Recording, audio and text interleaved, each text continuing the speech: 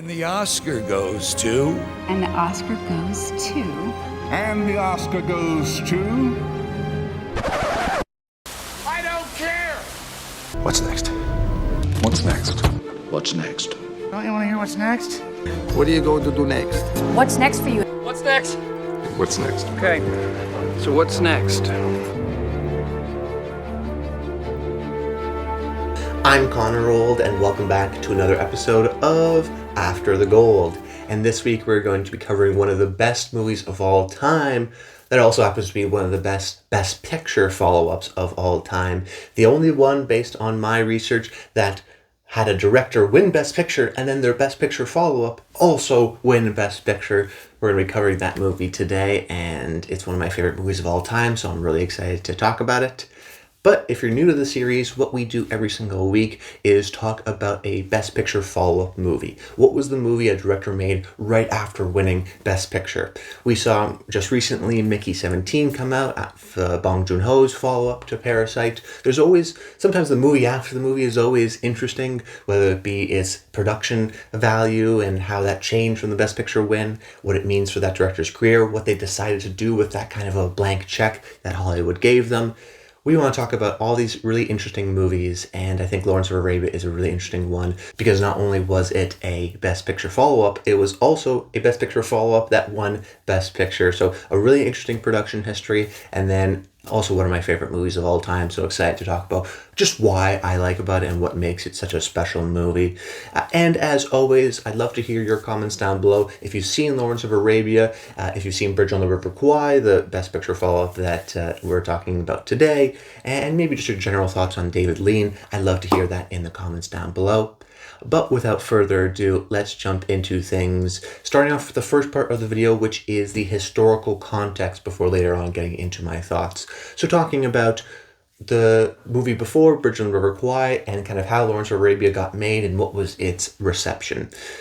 So the movie we're covering today is 1962's Lawrence of Arabia, directed by David Lean. And we have to go back before we go forward, and that is to talk about the movie that won Best Picture before Lawrence of Arabia, which was Bridge on the River Kwai, which was in many ways David Lean's Its Time Award.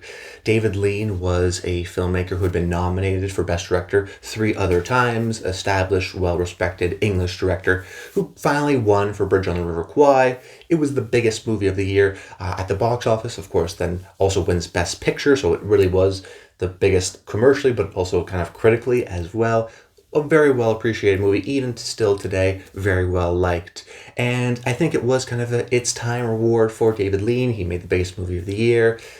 He'd been nominated 3 other times. It was critically well liked. It was this kind of epic wartime movie. There was a huge scale to it. It had a sense of importance. There was a sense of Britishness that I think was critical to the expanding Academy at that time, when the Academy and even the Americans started to appreciate more English cinema in the late 50s, early 60s. You start to see movies like Tom Jones, for example, win Best Picture. So he's a little bit different than younger filmmakers that we've covered in the past. Even a director like Kathryn Bigelow, who had an established career before winning for The Hurt Locker, she had never been nominated for Best Director before. David Lean, in a certain respect, I think of Christopher Nolan or Steven Spielberg, where Christopher Nolan was only nominated once for Best Director, Dunkirk, before winning for Oppenheimer, but he had The Dark Knight and Inception, and these were Oscar movies, so it was kind of It's time for Christopher Nolan and Oppenheimer. But essentially, imagine if Christopher Nolan releases Oppenheimer, it's the biggest movie of the year, one of them, $1 billion, wins Best Picture. And then his next movie, The Odyssey, also wins Best Picture. And then in the case of David Lean, he does Best Picture movie, and then his next movie after Lawrence of Arabia, which is technically also eligible to be covered on this series, is Dr. Zhivago. And that movie, still today, is in the top 10 highest grossing movies of all time, adjusted for inflation. It's above E.T., it's above all these kind of Jurassic Park, kind of crazy, huge, grossed movies. It's right up there. So imagine if Christopher Nolan makes Oppenheimer, wins Best Picture. We think that's the height of his powers. And then he releases The Odyssey, and that also wins Best Picture. And then the movie after Chris Nolan releases The Odyssey does Avengers Endgame style business. That would be kind of the trajectory that David Lean is on. A really fascinating kind of a point where I think at the time of Bridge on the River Kwai, it was kind of seen as a David Lean It's Time Award. And then he has kind of so many great movies after that, he really becomes kind of the expert and the master of these kind of large-scale epic period piece movies, because that's what happens. He uses his juice after winning Bridge on the River Kwai to make another ensemble wartime set period movie. But this one has a bunch of production issues. Maybe another great comparison, not Christopher Nolan, would be like James Cameron. So think of James Cameron winning for Titanic, and then Avatar also won Best Picture, but then Avatar had the same production complications as Titanic. That's kind of how Lawrence of Arabia was, where they shot for over a year. It went over budget, over schedule. Most movies today, just for reference, smaller movies will shoot in 30 days, so a month. Maybe other standard movies are going to shoot for 2 months. Maybe the big Marvel movies are going to shoot for 4 months. Even a TV show, a whole season like White Lotus, 6 months maybe shooting schedule. This is over a year. This was a long process, and then because you're doing on-location shooting in the desert, things are hot. You have to deal with the sun. When you think about just things you don't think about, but you have a wide shot of a camel walking across the desert. Okay, that's take one. How do you do take two? You can't do take two because there are footprints in the desert, where in the story there were no footprints there, so you have to wait for the dust to blow by or to kind of maneuver the desert. When you see the movie itself, it doesn't seem like someone just kind of brushed a sand like a bunker on a golf course or something. It looks like it's been there for 100 years in terms of just the beautifulness of that wind-blown sand. So there's stuff like that you don't think about that I think added to the production length, on top of people getting dysentery, Peter O'Toole maybe being a bit of a pain to work with, actors getting fired and rehired. You should really read into the story of Lawrence of Arabia and the production history, because it's a fascinating movie. But essentially you have a director who just won Best Picture, who just had the highest grossing movie of all time. His next movie, the production, is a nightmare. A brand new actor in the case of Peter O'Toole. You have the same producer and same director who should keep things on scale, but just the ambitiousness and the scope of the project is so large that things are kind of running out of time and not going as well as they would have liked.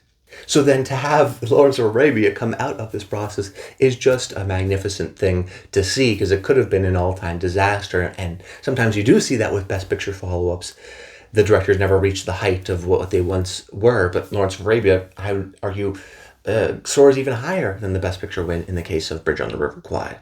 And then the movie comes out, and it helps, I think, define the roadshow strategy, or the glorious 70mm strategy. If you don't know, like most movies today, they release in 3,000 theaters across the US and Canada and Europe, all at once, oftentimes, so that, if the movie says it's coming on February 14th, no matter where you are, you can watch it on February 14th.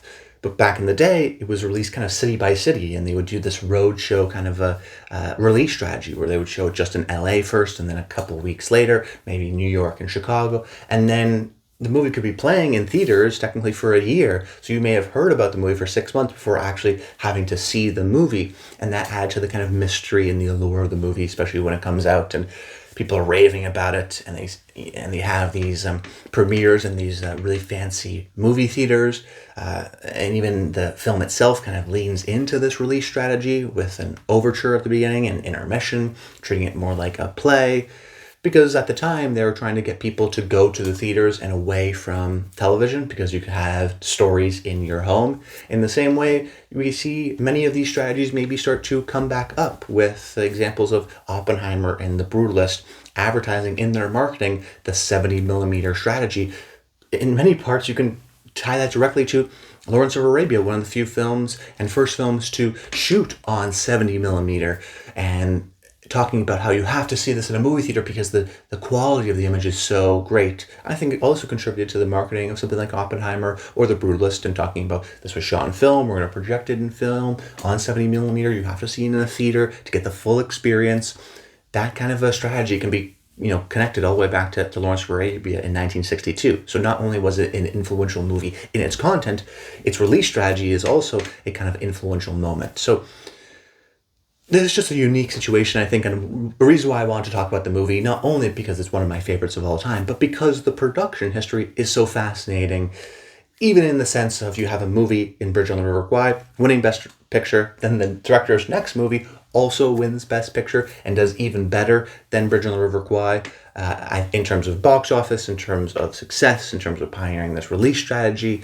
There are comparisons, whether it be a James Cameron doing Titanic and then Avatar, or you could also say, Joseph Mankiewicz won Best Director 2 years in a row, but his movies didn't win Best Picture 2 years in a row, interestingly, so that didn't necessarily qualify. And then even the case with Sam Spiegel, who's the producer on the movie, wins even before Bridge on the River Kwai. He wins in 54 for On the Waterfront for producing that movie. And then 57, he does Bridge on the River Kwai, Best Picture. And then 62 does Lawrence of Arabia, wins Best Picture. He has 3 Best Picture wins in 3 nominations, a legendary producer. So a crazy history for one of the best and most influential movies of all time, but an example of sometimes how you can have a Best Picture follow-up do even better than Best Picture. Usually we see a decrease. That's what we've seen maybe arguably in the past couple of episodes in terms of decrease in Oscars, decrease in box office. Lawrence of Arabia is like, you think Bridge on the River Kwai is the height? I'm going to go even higher. The only example, I think, the one that makes the most sense, because we're living in it right now, would be, imagine if Christopher Nolan's The Odyssey made $2 billion and won 11 Oscars, like, Return of the King or something. That would be the kind of direct comparison. Just an insane kind of Oscar history fact and a movie I wanted to cover because I'm so interested in that kind of a context and history. But the movie isn't well known because of its history. The movie is well known because of the content of its film. So let's transition now over into my thoughts on the film. I mentioned earlier that I think this is one of the best movies of all time.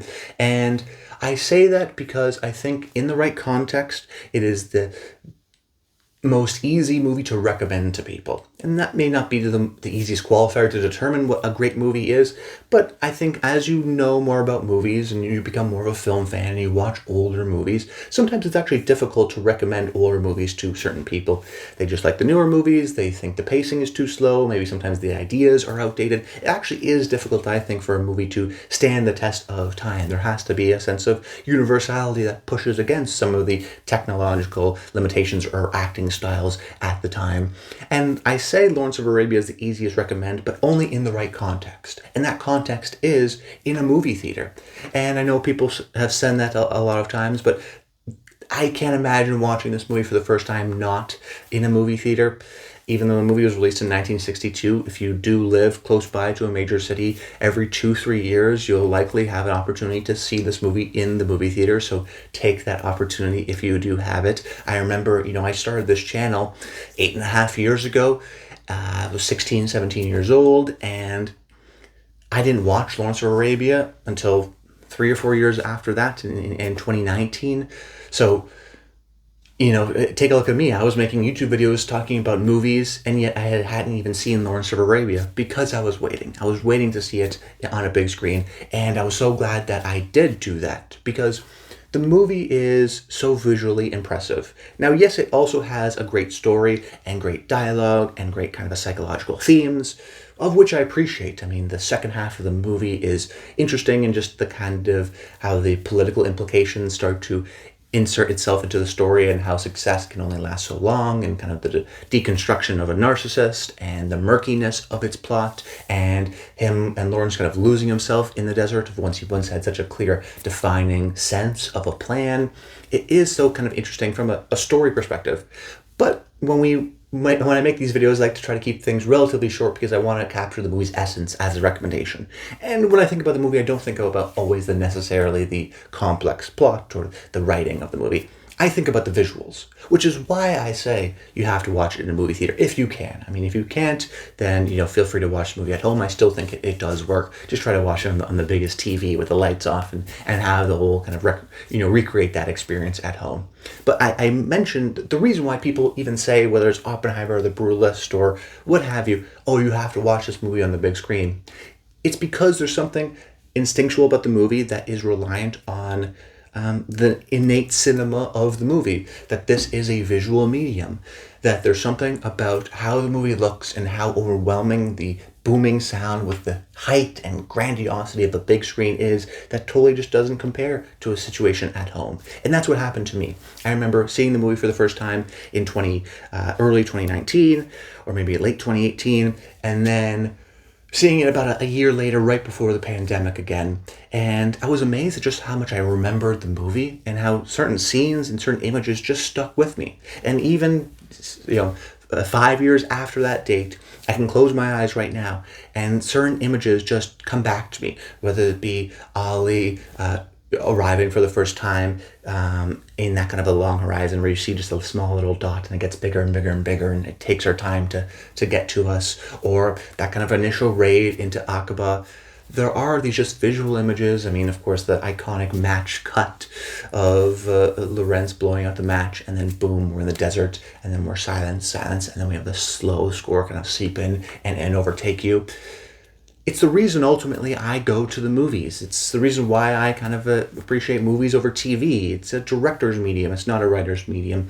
Its emphasis is on the visuals. It's how do we make something look as beautiful as possible, which is why you watch it on the big screen. Because there's something to the grandiosity of the image. If it's the greatest image you've ever seen, why don't you want to watch that on the biggest image possible, on the biggest screen possible? It will just have even an exponentially greater impact because of the beautiful vista, on locations shooting, naturalistic lighting, beautiful compositions, great score. Everything is just so emotional.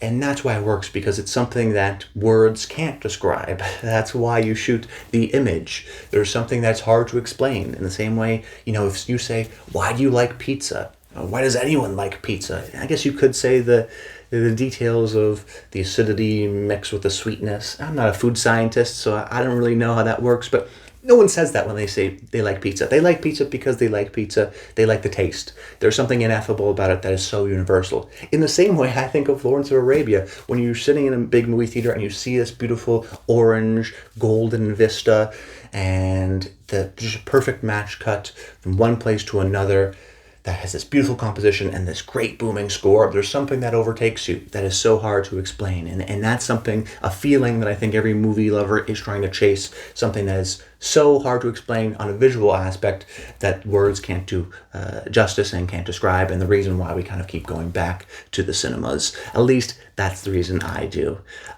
But that's about it, guys. I think this is definitely a movie that was deserving to be made after the gold. It ends up winning Best Picture again, so technically we could cover Dr. Zhivago. I'm not sure if I'm going to cover that just because this was kind of the David Lean episode. And feel free to comment below. Let me know if there's any Best Picture follow-ups that you'd be interested in hearing me cover, whether it be more recent ones, they can be great movies, or they can be maybe more disappointing movies that you want to hear a little bit more about the production history of. I'd love to hear that in the comments down below. But that's about it. Until next time, stay tuned.